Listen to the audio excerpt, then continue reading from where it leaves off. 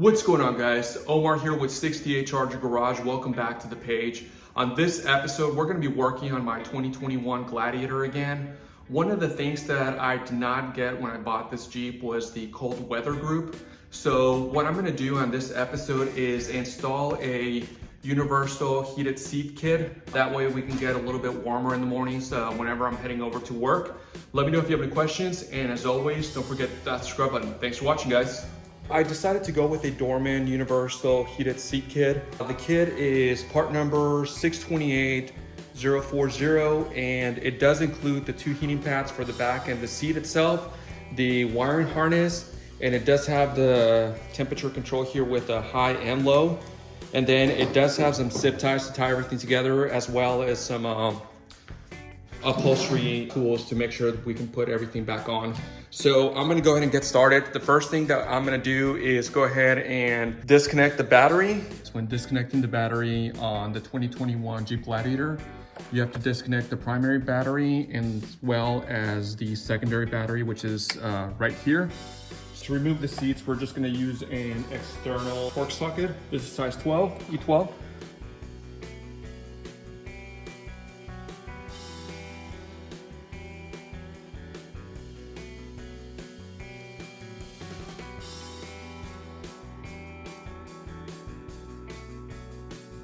So the first thing we're gonna do is just unloop these fasteners right here from the bottom of the seat.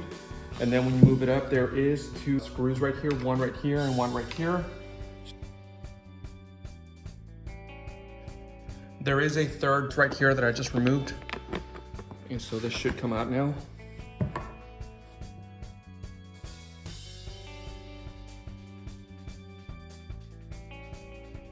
I just removed this one, but some of the fasteners stay behind, so I'm gonna have to remove them from here and put them back on this little latch right here. There's a final torque screw right here, a T20, that needs to be removed.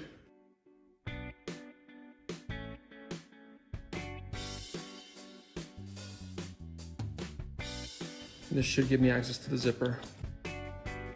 And do the same thing on this side.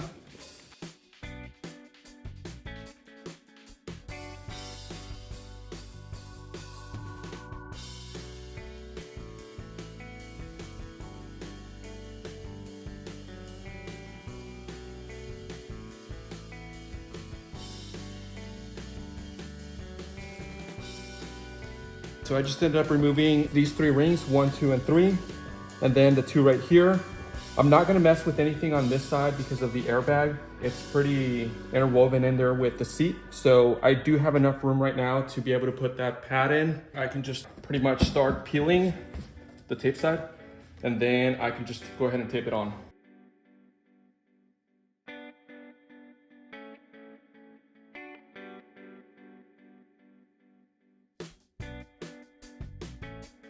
For this one, I was able to use the same ring. I just put it on there, and then I used pliers to squeeze it in together so you can kind of see it.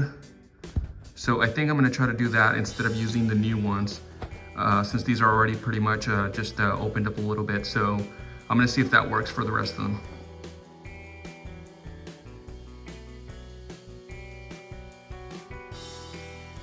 So I just finished putting all the rings in for the back of the seat. I'm gonna start trying to put everything back on, and then I'm gonna go to the bottom of the seat.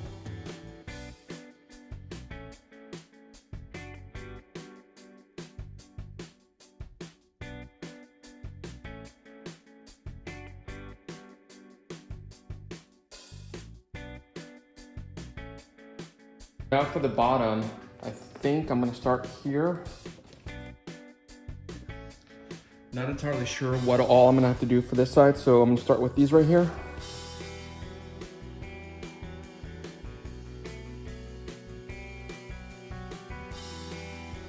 If I take off these rings, I'll be able to have access to this section right here, and I can put on that heating pad. And I realized that reusing the rings, the OEM rings, were a lot easier than using the new ones. So I'm gonna try to save these if I can. So I'm gonna remove this knob right here so that I can hopefully get more access underneath the leather. This does just pry open. If you hit it on here, it does come off. And it is a Phillips screw. One of the last things I'm gonna remove is this little corner piece right here.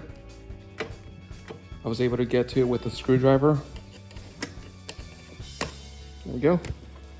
And I should have access to the seat now, and it's gonna be a lot easier. I just removed all the rings that I need to remove, that I think I need to remove. So I removed the 3 right here, 1, 2, and 3. And 1, 2, and 3, I didn't remove the 4th one. And I should have enough room in here to be able to slide the heating pad under.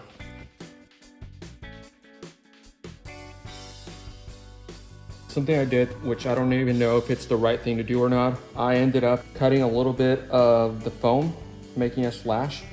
That way the wire can go through there and hopefully won't feel it when I'm sitting on there, because this is a pretty thick wire right there. I'm down to 2 rings. So I just put in all the rings, so hopefully everything goes back to the way it was and feels exactly the same way.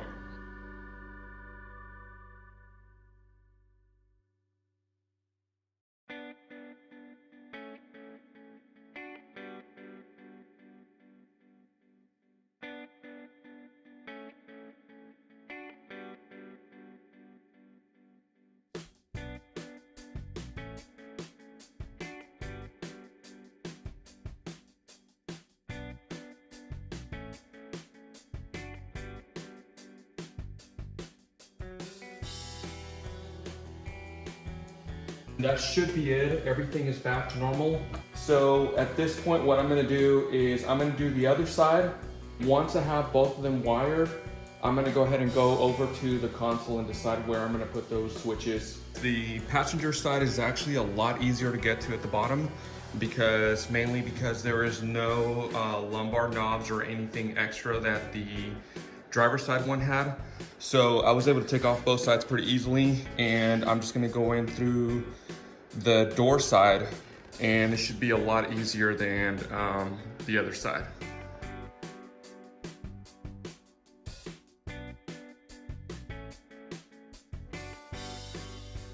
So I just removed the 3 hog rings, 1, 2, and 3, and then 1, 2, and 3. This is gonna give me enough room to be able to put that heating pad in here. And then I'm gonna do the same thing and just route it through the back. So I'm gonna go ahead and get started on that. So it does say not to cut this pad. I did end up cutting it just a little bit, just to make the opening a little bit wider to clear the 3 hog rings. As you can see, I am very clear of the heating wires on this side, and then this side you can't really see it because of the adhesive tape. But it is wide enough, and I still have a little bit of a gap between the wires and the extra opening that I made. So this is gonna be ready to go in, and then I can put everything back together once I finish this. And another thing that I ended up doing on the driver's side that I'm gonna do to this one as well is I'm gonna grab some wire cutters and then just cut this just a little bit, just to make it a little bit shorter.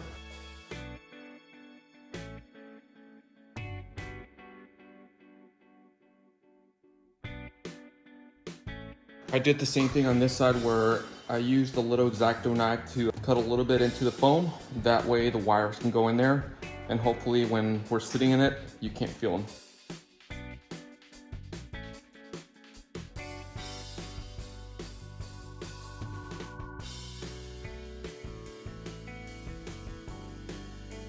I'm gonna do the exact same thing. I just took the cover off the back pretty much. Again, we're gonna work on the non-airbag side because the airbag is actually attached to the upholstery. So it's gonna make it a little bit easier just to take off these rings right here.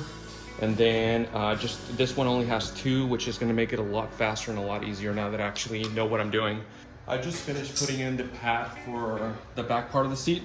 And I did the same thing where I cut it just a little bit just to indent the wire in there, so that way you won't be able to feel it. One of the things that I wanted to point out is if you stack a couple of 2x4s, it will pretty much stabilize that last leg that is not even with the other 3.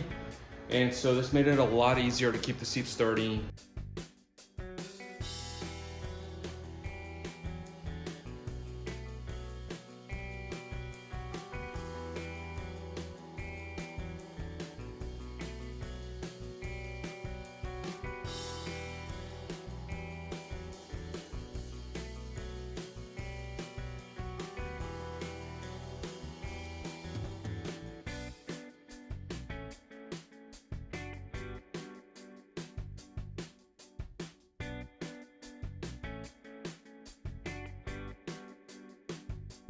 Both seats are ready to go. The next thing to do is just to go into the console and decide where the switches are gonna go.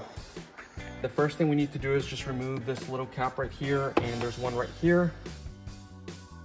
And those are 10 millimeter. We're gonna repeat the same on this side. The next thing to do is just remove these boots right here. And do it just by pulling on it, and it's gonna snap. And then we're gonna pull this to snap it. Now that it's loose, I'm gonna use a T25 to take this out and this out. That way I can take out the shifters. And then at that point, the console should come right out after I remove this wiring right here.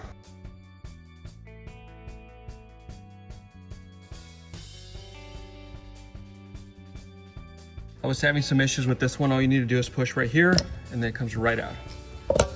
So the console came right out. I did have to pull the e-brake all the way up to be able to get it out. I was able to unplug the little connector for the gear indicator. Before I move on to the console, I'm gonna go ahead and vacuum out this interior. It's really dirty, and I'm gonna be in a really good position right now to make sure that it's spotless before I put everything back in.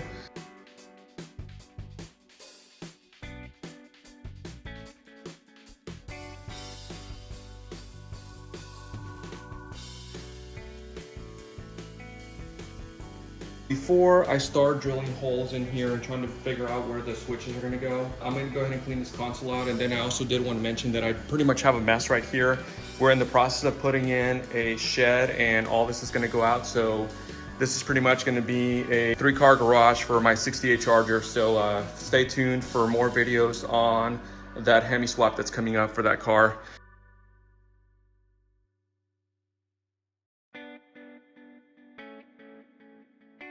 I've seen a few other Jeeps that have done this aftermarket heated seat conversion.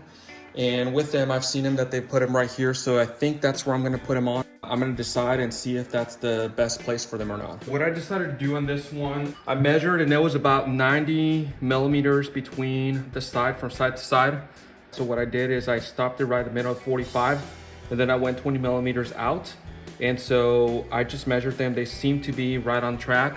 And so I'm gonna go ahead and drill it, and then I'm gonna be able to install those new switches on there.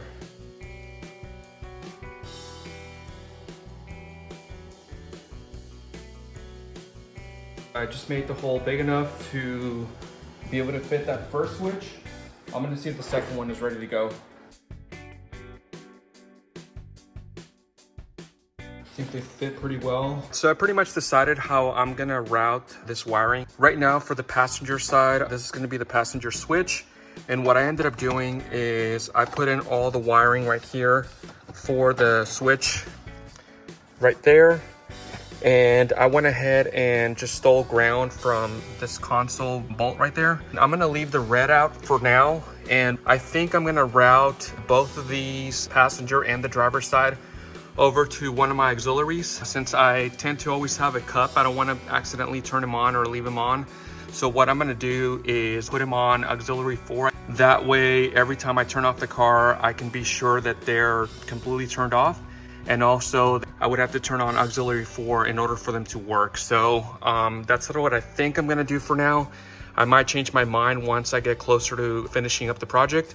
But for now, I'm gonna route it over to the auxiliary 4 wire. I ended up doing the exact same thing on this side. So I borrowed the ground from this console bolt right here. And then I pretty much hooked everything up right here. And this red one, I'm gonna join it with the other one. So I'm gonna start putting the console back together.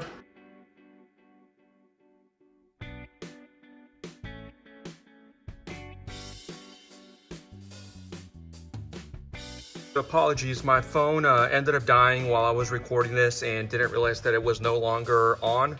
So for the auxiliary switch 4, what I ended up doing is I routed the power through here and went through this panel right here, went out right there. You can see that wire right there.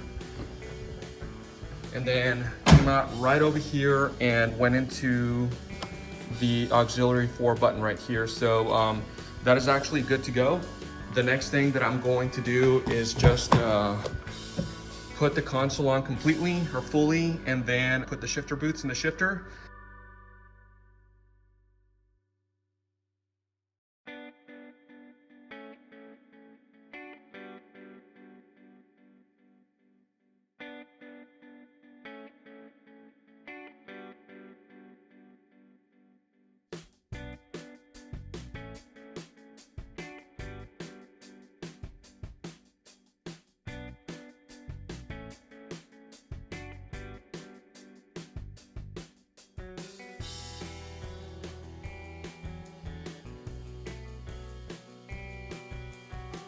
Final thing that we need to do is plug in the battery, and hopefully everything starts working and works well.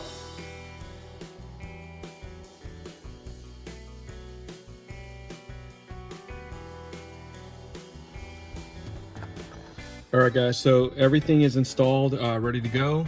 Right now, as you can see, they don't work, but whenever I turn on the auxiliary 4, they actually work, and they're getting very toasty. So let me know if you have any questions, and as always, don't forget to hit that subscribe button. Thanks for watching, guys.